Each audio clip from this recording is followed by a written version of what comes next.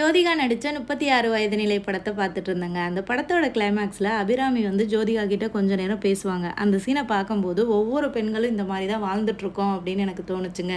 சாப்பாடு எல்லாத்தையும் பகிர்ந்து கொடுத்து பிள்ளைங்களை சாப்பிட வச்சுட்டு பாதி பசியோடு தூங்குற அம்மாக்களை எல்லாம் முதியோர் இல்லத்தில் சேர்க்குற ஒரு சுயநலமான உலகத்தில் தான் வாழ்ந்துட்டுருக்கோம்.